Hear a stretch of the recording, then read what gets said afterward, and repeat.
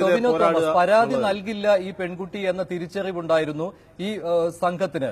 അത് പക്ഷേ പാളിപ്പോവുകയാണ് ചെയ്തത്. ധൈര്യത്തോടുകൂടി പരാതി നൽകാൻ അവർ തയ്യാറായി. അതുകൊണ്ടാണ് ഈ സംഭവം വെളിച്ചത്ത് വന്നത്.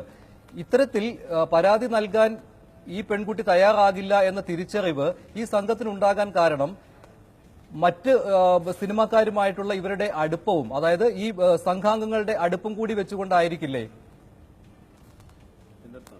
അല്ല, ടൊവിനോ, അത് അങ്ങനെ തന്നെ ആവണം എന്ന് യാതൊരു നിർബന്ധവുമില്ല. കാര്യം എന്താണെന്ന് വെച്ചാല് ഒരു സിനിമാ നടി ആവണമെന്നില്ല, ഒരു സാധാരണ പെൺകുട്ടിയെ വേണമെങ്കിലും ഈ രീതിയിൽ ഭീഷണിപ്പെടുത്താവുന്നതാണ്. കുറച്ചും കൂടെ ഈ ബലാത്സംഗം ചെയ്ത് ജയിലിൽ പോകുന്ന പ്രായപൂർത്തിയാവാത്തവർക്ക് തയ്യൽ മെഷീനും 10,000 രൂപയും കൊടുക്ക്. അങ്ങനെ കൊടുത്തോണ്ടിരുന്നു കഴിഞ്ഞാൽ പിന്നെ സ്ത്രീകളോടുള്ള അതിക്രമം കുറയുമല്ലോ. ഇവിടെ ജുഡീഷ്യറി ഈ പറയുന്ന പോലെ സ്ട്രിക്റ്റ് ആയിട്ട് ഇങ്ങനെയുള്ള കാര്യങ്ങൾ തടയാനായിട്ട് അതിന്റെ റൂട്ടീന്ന് ഈ പ്രശ്നങ്ങളെല്ലാം തടയാൻ ശ്രമിച്ചിരുന്നെങ്കിൽ ഈ പറഞ്ഞ പ്രശ്നങ്ങളൊന്നും ഉണ്ടാവില്ലായിരുന്നു. ഇത് ഇവിടെ ഒറ്റപ്പെട്ട സംഭവമൊന്നുമല്ല, ഇതിനു മുമ്പും ഒരുപാട് ഉണ്ടായിട്ടുണ്ട്. ഇതിൽ ഒരു നടി ആവണമെന്നൊന്നുമില്ല, ഏതൊരു സാധാരണക്കാരിക്ക് പറ്റിയാലും ഒരു സാധാരണക്കാരന് പറ്റിയാലും ഇതെല്ലാം തീർച്ചയായിട്ടും ശിക്ഷിക്കപ്പെടേണ്ടതാണ്. ആ ശിക്ഷയുടെ കാഠിന്യം ഇവരൊന്നും ബോധേഡല്ല. കാര്യം എന്താ വെച്ചാൽ വലിയ ശിക്ഷയൊന്നും കിട്ടില്ല. എത്ര ബലാത്സംഗം ചെയ്താലും എത്ര ക്രൂരത ചെയ്താലും എന്ത് അക്രമം ചെയ്തു കഴിഞ്ഞാലും അവർക്ക് ഇറക്കിക്കൊണ്ട് വരാനായിട്ട് പ്രശസ്തരായിട്ടുള്ള വക്കീലുണ്ട്.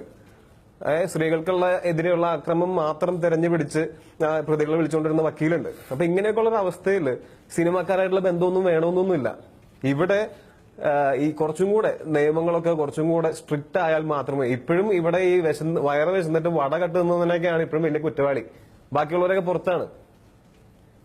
അതായത് ഹെൽമറ്റ് വേട്ട നടത്തുന്ന പോലീസുകാർ പക്ഷേ ഈ 2-2.5 മണിക്കൂർ കൊച്ചി നഗരത്തിൽ ഇങ്ങനെയൊരു സംഭവം നടന്നിട്ട് അറിഞ്ഞില്ല, ക്യാമറകളെല്ലാം ഓഫായി പോയി.